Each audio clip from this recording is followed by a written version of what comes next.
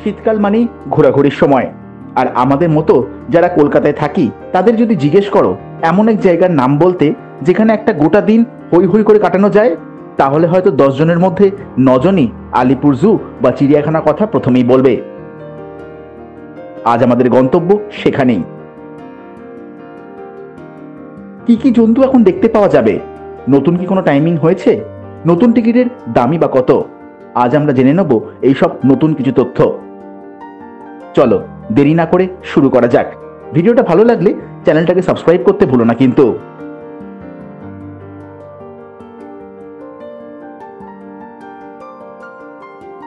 Hello বন্ধুরা, বাঞ্জারা বয়েজের আরেকটা ভিডিওতে ওয়েলকাম। দাঁড়িয়ে আছি আমরা আলিপুর জু বা আলিপুর জুলজিক্যাল গার্ডেনের সামনে। কি করে এলাম তোমরা সবাই হয়তো জানো, তাও একটু বাদে বলছি যারা জানো না তাদের উদ্দেশ্যে। টিকিটের দাম বয়স যদি 2 থেকে 5 বছরের মধ্যে যদি হয় তাহলে 20 টাকা করে, আর তার উপরে হলেই 50 টাকা পার হেড। আর এই জু খোলা থাকে সকাল 9টা থেকে বিকেল 5টা পর্যন্ত, বৃহস্পতিবার বাদ দিয়ে রোজই খোলা। টিকিটটা তোমরা অনলাইনও কাটতে পারো এদের ওয়েবসাইট থেকে, যার লিঙ্কটা নিচে ডেসক্রিপশনে দিয়ে দিলাম। যদিও সার্ভার ডাউন থাকার জন্য আমরা কিন্তু কাটতে পারিনি, ছুটির মরশুম এখন, তাই ভিড়টা তোমরা দেখতেই পাচ্ছ। টিকিট দেখিয়ে ঢুকে পড়েছি ভেতরে। সামনেই পড়বে একটা জুয়ের ম্যাপ। এটা কিন্তু খুবই ইম্পর্টেন্ট জিনিস, এখান থেকে তোমরা দেখে নিতে পারো কোথায় কোন কোন প্রাণী আছে। বিশাল বড় জায়গা নিয়ে এই চিড়িয়াখানা, তাই এরকম ম্যাপ না দেখলে কিন্তু অনেক কিছুই মিস হয়ে যেতে পারে। 1842 সাল থেকেই এই জু নিয়ে ভাবনা চিন্তা শুরু হলেও 1 জানুয়ারি 1876 সালে ব্রিটিশ রাজা এডওয়ার্ড 7 হাত ধরে এই চিড়িয়াখানা খুলে দেওয়া হয় জনসাধারণের জন্য। বলে রাখা ভালো, যারা খুবই বয়স্ক বা বিকলাঙ্গ তাদের জন্য হুইল চেয়ার বা গাড়ির ব্যবস্থা আছে এই জুটাকে খুব সুন্দর করে দেখবার জন্য, কিন্তু সেই সার্ভিস নিতে গেলে গেটে কর্তৃপক্ষের সাথে কথা বলে নিতে হবে।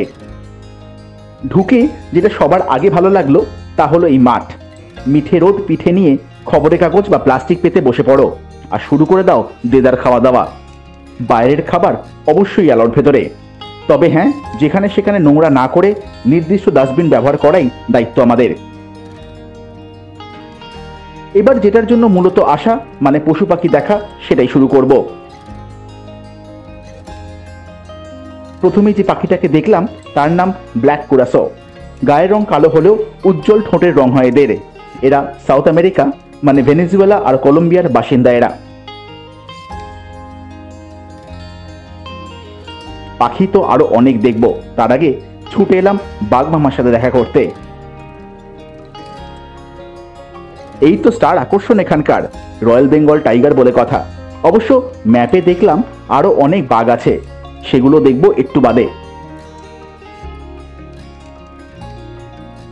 চলো দেখি আরো কি কি দেখতে পাওয়া যায়। হাঁটতে হাঁটতে চলে এলাম গ্যাব্বে হাউসের সামনে। এখানে আগে বাঁদর চিম্প্যাঞ্জি রাখা হলেও এখন রাখা হয় নিশাচর প্রাণীদের, মানে যারা রাতে বা অন্ধকারে থাকতে ভালোবাসে। সামনে বিশাল প্যাঁচাটাকে দেখে বুঝতেই পারছো কারা থাকে ভেতরে। অনেক প্রাণী এখানে আছে, কিন্তু অন্ধকার থাকায় চোখে পড়লেও ক্যামেরাতে ধরা পড়লো না। চলে এলাম আবার পাখির খাঁচার সামনে। এই লম্বা ঠোঁটের পাখিগুলোর নাম স্কারলেট আইবিস। খাঁচায় 2টো সাদা আর একটা উজ্জ্বল কমলা রঙের আছে। জুতে আসতে এই জন্যই তো ভালো লাগে, কত রকম জানা অজানা প্রাণীদের দেখতে পাওয়া যায়। তা নয় তো এদের দেখতে কেবল টিভি ভরসা। একটা স্পুনবিল বা খুন্তে বকও দেখতে পেলাম এখানে, মনে হচ্ছে বালতির মধ্যে জল খাচ্ছে। খুন্তি বা চামচের আকারে ঠোঁট বলি এরকম নাম।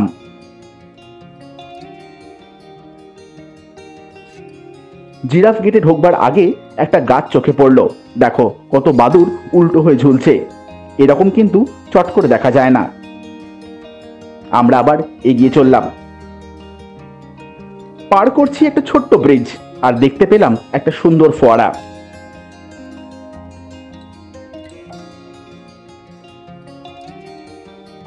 জানি জিরাফ লম্বা প্রাণী, কিন্তু কাছ থেকে দেখলে বোঝা যায় ঠিক কতটা লম্বা এরা। বিশাল বড় ওদের কম্পাউন্ডটা, আর আছেও বেশ কয়েকটা। নিজের মনেই আছে, চলো তোমাদের অন্য দিকটায় নিয়ে যাই।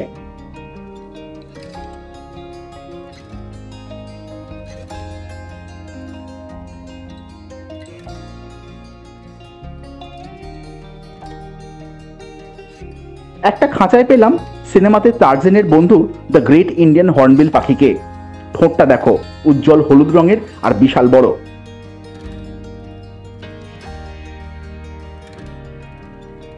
পাশে ম্যাকাও পাখিদের খাঁচা, এমনভাবে একটা ডালে বসে আছে যেন মনে হচ্ছে মন দিয়ে আমাদেরই দেখছে। অ্যামাজনের পাখি এরা, আর গায়ের রঙের জন্য ভীষণ বিখ্যাত। সিংহের খাঁচার সামনে দাঁড়িয়ে আমরা, যদিও অনেকটা দূরে, তাও দেখতে পাচ্ছি বেশ রাজকীয় পোজ নিয়ে বসে আছে। দুপুরে খাবারের পর একটু রেস্ট নেওয়াই ভালো, তাই হয়তো একটু জিরিয়ে নিচ্ছে। তোমরা কি জানো এই চিড়িয়াখানাতে শ্রী রামকৃষ্ণ দেবও একবার এসেছিলেন? তিনি সিংহ দেখেই অভিভূত হয়ে পড়েছিলেন। দেবী দুর্গার বাহন বলে কথা, তাই অন্য কোনো খাঁচায় না গিয়ে শুধু সিংহ দেখেই বাড়ি ফিরে গিয়েছিলেন।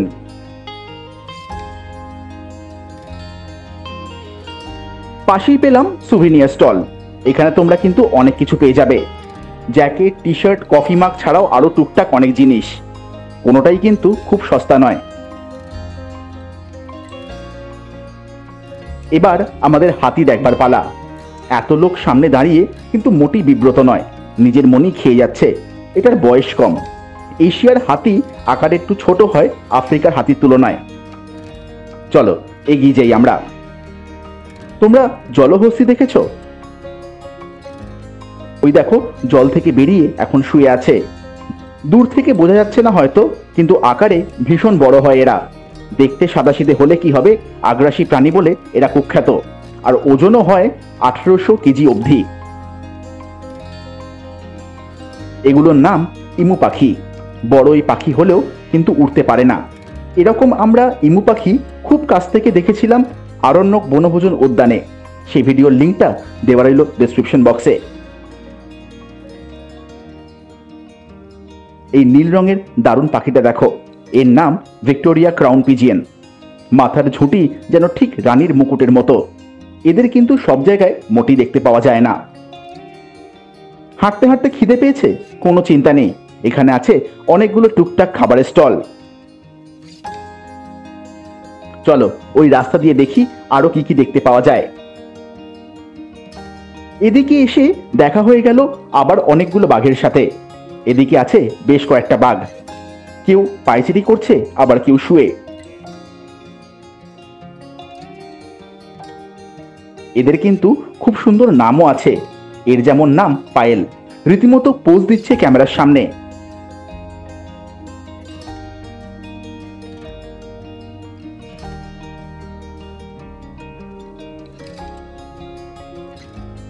সাদা বাঘ দেখেছো? এখানে পেয়ে যাবে।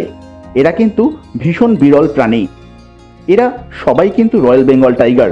এরকম 200টা আছে সারা বিশ্বের জুতে, তার মধ্যে 100টাই আমাদের দেশে।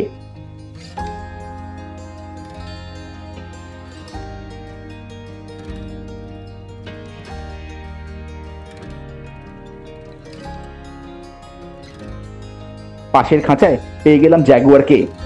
এটা কিন্তু আরেক ধরনের বাঘ, যাদের সাউথ আমেরিকাতে খুব বেশি মাত্রায় দেখতে পাওয়া যায়।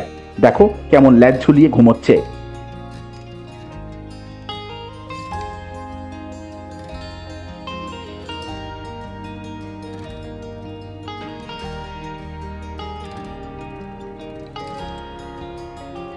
চলে এলাম এবার কুমিরদের ডেরায়।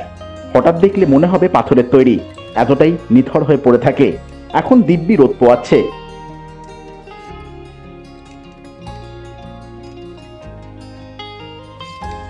পাশেরটা ঘড়িয়াল, প্রজাতি এক হলেও মুখটা একদম আলাদা, অনেকটাই সরু, আর এরা প্রধানত মাছ খেতেই ভালোবাসে। আমরা এখন ঢুকবো রেপটাইল হাউস বা সরীসৃপ ভবনে। সারা বিশ্বের বিভিন্ন দুষ্প্রাপ্য সাপ এখানে দেখতে পাওয়া যায়, কিন্তু আমাদের দুর্ভাগ্যবশত বেশিরভাগই ছিল লোকচক্ষুর বাইরে। তাও যে কজনকে চোখে পড়েছে তোমাদের দেখিয়ে দিই। এদের বলে রেটিকুলেটেড পাইথন। ছোটবেলায় বইয়ের পড়া অয় অজগর আসছে তেরে ছড়াটা মনে পড়ে? এরা কিন্তু একই প্রজাতি। এরা ভারত, বাংলাদেশ, মায়ানমারে বেশি মাত্রায় পাওয়া যায়। চলো দেখি আরো কি কি দেখতে পাই।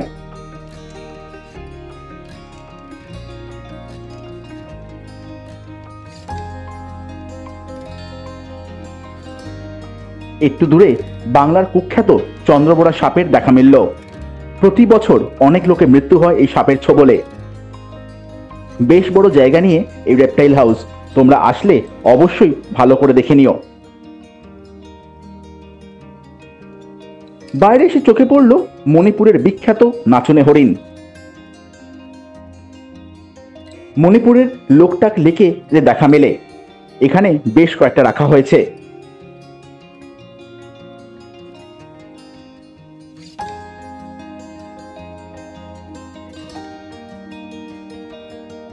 অস্ট্রেলিয়ার বিখ্যাত ক্যাঙ্গারুকেও পেয়ে যাবে এখানে। এই প্রজাতির নাম ইস্টার্ন গ্রে ক্যাঙ্গারু। কেমন বেশ ছায়াতে পোজ নিয়ে শুয়ে আছে, আরেকজন দাঁড়িয়ে। পেছনে সাদা বকটা ওদের সাথে খেলছে নাকি বিরক্ত করছে এখান থেকে বলা মুশকিল। এরা দু পায় কিন্তু বেশ জোরে দৌড়তে পারে। পাশের খাঁচায় পেয়ে গেলাম জেব্রাদের, লেজ ঝুলিয়ে খাবার খেতে ব্যস্ত। আবার কয়েকটা দেখলাম ঘুরেও বেড়াচ্ছে। আফ্রিকার বাসিন্দা হলেও প্রায় সব জায়গার জুতেই এদের দেখতে পাওয়া যায়। আমরা অনেকেই জানি না ঘোড়াদের মতো এরাও কিন্তু দাঁড়িয়ে ঘুমোতে পারে। চলো তোমাদের এবার ভাল্লুকদের দেখাবো। এরা ভারতীয় কালো ভাল্লুক, যাদের আমরা ছোটবেলা থেকেই জানি মধু খেতে খুব পছন্দ করে। অনেকটা বড় জায়গা আছে, আরো দুটো আছে কিন্তু তারা ছিল ভেতরের দিকে, তাই ক্যামেরাবন্দি করতে পারলাম না।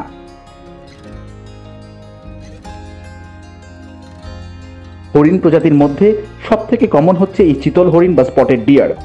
গায়ে সাদা ছোপ দেখলেই চেনা যায় এদের। বেশ অনেকগুলো আছে এই খাঁচাতে। পাশে আবার আরেক রকমের হরিণ, এদের বারাসিঙ্গা বা সোয়াম্প ডিয়ার বলা হয়। উত্তরপ্রদেশ আর মধ্যপ্রদেশের জঙ্গলেই বেশিরভাগ দেখা মেলে এদের। খুব সুন্দর দেখতে হলেও আয়ু মাত্র 12 থেকে 15 বছর হয়। এত হরিণ দেখতে দেখতে মনে পড়ে গেল হরিণালয় বা ডিয়ার পার্কের কথা। ওটাও কিন্তু একটা চিড়িয়াখানা, নিউ টাউনে অবস্থিত। সেই ভিডিও আগেই দেখিয়েছি তোমাদের। এখনো না দেখে থাকলে লিংক দেওয়া রইল এই ভিডিওটার ডেসক্রিপশন বক্সে, দেখে নিও। আফ্রিকার বাসিন্দা এই গিরগিটি। গলার কাছে এদের চামড়াটা ঝুলে থাকে আর প্রয়োজন মতো দারুণ ফোলাতে পারে। সেটা শত্রুকে ভয় দেখাতেই বেশি কাজে দেয়।